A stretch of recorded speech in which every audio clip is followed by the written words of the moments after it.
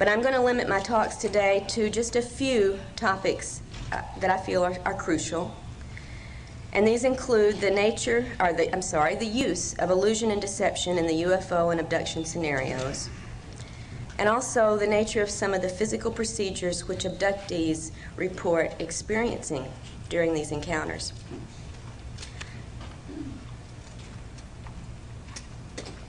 Since 1992, when my family's personal account was published in Into the Fringe, I've been engaged in two fairly lengthy investigations. And the results of this work we recently published in the books Taken, Inside the Alien Human Abduction Agenda, and Masquerade of Angels. And although Taken was published first, I'd actually been working with Ted Rice and Barbara Bartholick on the research that led to Masquerade quite a while before the work in Taken. So I'm going to refer to Masquerade's material first this morning. And then I'm going to look briefly at the reports of the 8 women who contributed their accounts to the material in Taken. And as I do so, I just want to point out again several important correlations to some of the things in the material from the women in Taken that had already turned up in the work that Barbara and I were doing with Ted Rice. So both of these discussions will be brief, and I will take the final half hour or so of my allotted time for a video presentation of some of the many drawings and photos and a video excerpt that from women involved in the Taken project that I was unable to include in the book. That's one of the things I really wish we could have done, was to include a number of these illustrations. So I'm going to do that today to try to make up for what we were not able to do in the book. In 1991, when I first met Ted Rice, I was naturally intrigued by his memory of a mass abduction experience in Shreveport, Louisiana. But I had no idea that looking into his report would lead me into areas that I'd never had to deal with before in this field. Accounts of angels and apparitions, of bargains made with ghostly guardians, of spiritualist philosophy and psychic work assisted by spirit guides. I mean, all of this was part of Ted's extraordinary experiences, but it was not anything in my field of expertise, believe me. But in listening to Ted's accounts, I began to see evidence that was more familiar to me, thank God, evidence that was very consistent with UFO sightings and abduction reports that I'd already come to know about. And since Ted had recalled an abduction involving a number of people, I wanted to see, first off, if there were any confirming evidence that we could locate. And as we proceeded, Barbara and I, with interviews of many of the people from Ted's past, as well as his more recent experiences in the present, we did find that such evidence actually was available and surfacing in consciously recalled events attested to by a number of witnesses. In fact, 4 of Ted's neighbors described unusual events, also consciously remembered, from the night of the mass abduction that Ted had remembered in 1989. Now, 2 of these witnesses were so disturbed by their memories of these events that the fear level was so high they wouldn't even let us include their accounts in the book. They shared them with us privately. So I would point out one thing for those of you who are not involved in direct investigation and working with abductees, that contrary to all the debunkers' claims that abductees and UFO witnesses tell their story for some personal gain, it's actually very difficult for those involved to risk coming forward with their accounts. And I would say for 99% of those who do make their experiences public, the resulting liabilities often outweigh the assets that they may gain from doing so. After thoroughly interviewing Ted about his conscious memories, we both felt that there were important gaps in several of these events that were worth investigating with hypnotic regression. And I'm not going to take time here today to argue the merits and the problems of regression work, but I will say that in my experience it's proven to be a very useful and manageable tool of research, and that without it I think we would be left to deal only with alien-controlled information which abductees are sent home with after their experiences. Now, it's important to note that at the time Ted began his work with Barbara and with me, he had been involved for most of his adult life in spiritualist work. an extraordinary series of encounters that he had in Sun Valley, Idaho, with a mysterious woman, beautiful and young, who called herself Maya, first introduced Ted to metaphysical matters and also made him aware of his own psychic abilities. I would remind you that Maya is the Hindu term for illusion, by the way, and that Maya also turns up in a number of other people's experiences, often in the guise of some Pleiadian star being. Ted, at the time of meeting his Maya, had no thoughts on these lines, no information about such things, and certainly took her simply to be the very mysterious, beautiful woman that he experienced. In the account in Masquerade of Angels, however, you will find that there was more mystery to Maya's presence there in Sun Valley than Ted had any idea of at the time he was engaged with her. Still, coming face to face with his own abilities through some of these encounters and time spent with Maya, Ted was very reluctant to pursue these ideas or this ability he apparently had. And it was several years later before circumstances propelled him into psychic training and his involvement with the Spiritualist Church. And when he did make the commitment to go forward with this work, Ted went forward full tilt. In fact, he was a co-founder of the church's first congregation in Georgia. And he began doing psychic readings, which he is still doing today. Ted was convinced that the metaphysical understanding he had found was of God, and that his work served God's higher purposes, as revealed to Ted by his spirit guides from the other side. But intermixed with Ted's paranormal events and psychic work were some startling encounters with apparently non-human entities, including, in 1989, of course, the abduction along with some of his neighbors. And at that point, Ted discovered that perhaps a different force had been intruding into his life for a number of years. And this was a force that his spirit guides had never bothered to mention, explain, and that his spiritualist training did not delve into either.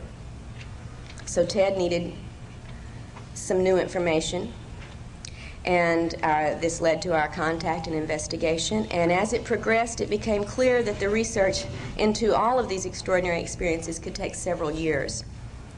But after the first 2 years, we felt that the information we had gathered was important enough to communicate it as soon as possible, albeit going on with the research, and we're continuing to do that to this point right now. We stopped and did the material organization that resulted in Masquerade, which was published in 1994. And we have full intentions of following up this report with everything else that Barbara and Ted and I have continued to uncover and are continuing to pursue at this point, as soon as it's feasible to get this material back out to you as a sequel, a follow-up, an ongoing investigation. A full account of our first 2 years of work is found in Masquerade of Angels, but for brevity's sake today, I'm going to focus on only 3 aspects of the alien agenda as it relates to the material that Ted and Barbara and I have had to deal with. The first matter is the intrinsic deception at the heart of this agenda, and that's something that's become clearer with every new report that surfaces. Whether we choose to call it screen memory, telepathic mind control, technological mind control, or virtual reality scenarios, the entities involved in the abduction phenomenon employ masterful illusory capabilities. And I don't think the importance of this fact can be stressed strongly enough.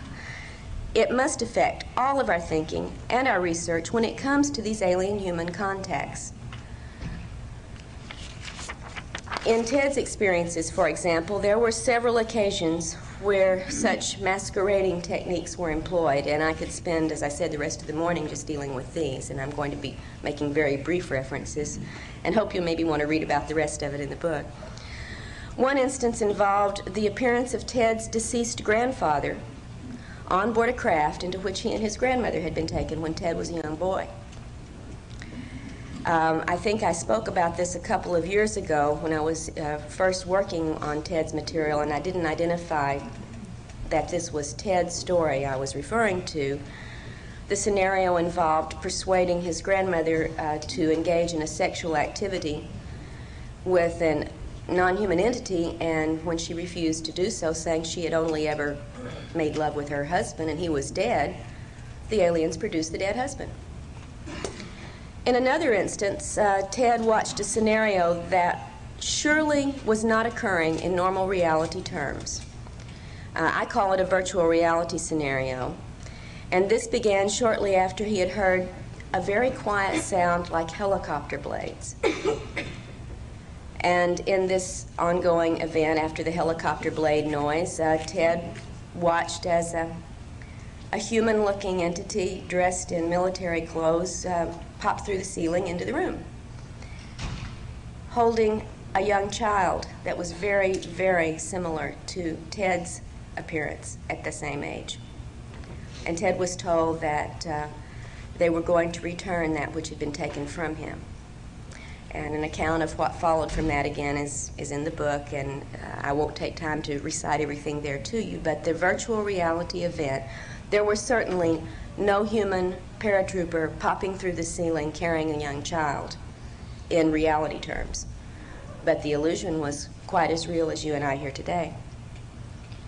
But perhaps the most illuminating of such events that we were able to investigate involved Ted and another woman, a woman who witnessed a third person, another woman, undergoing her own virtual reality episode, again marked at the onset by the sound of a helicopter.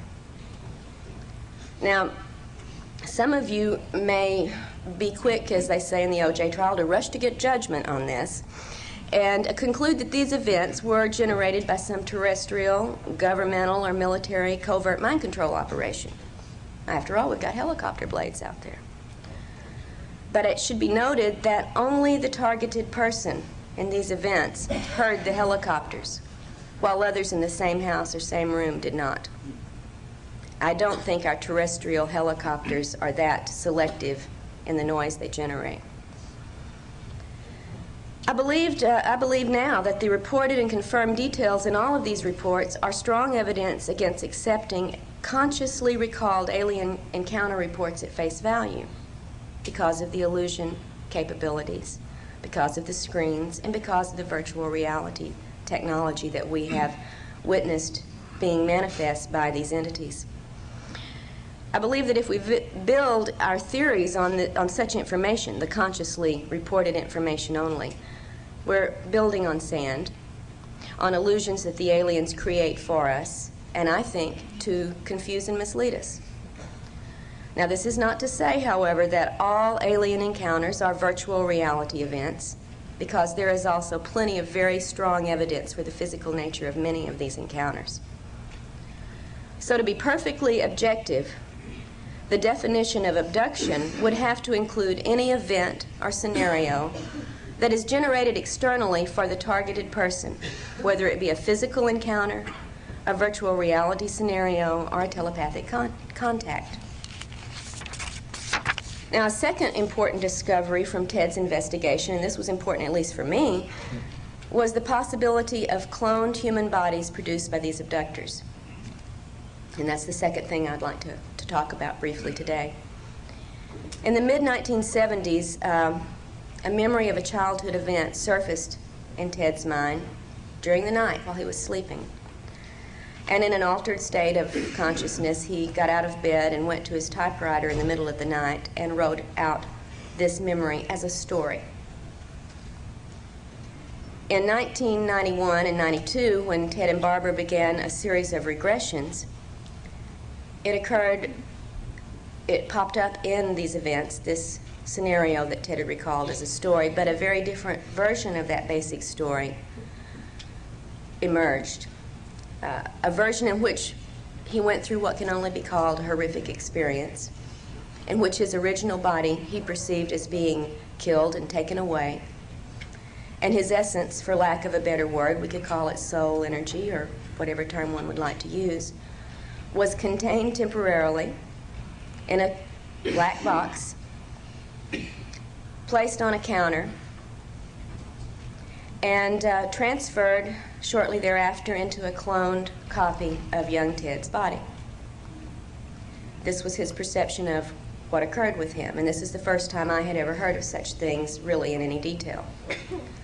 Now, when we made our external investigation, interviewing people who were part of Ted's family and friends at the times many of these things occurred, several pieces of corroborating items did come out, all of which I tried to present fully in the book, but just briefly, one of the most telling, for me at least, was interviewing Ted's mother.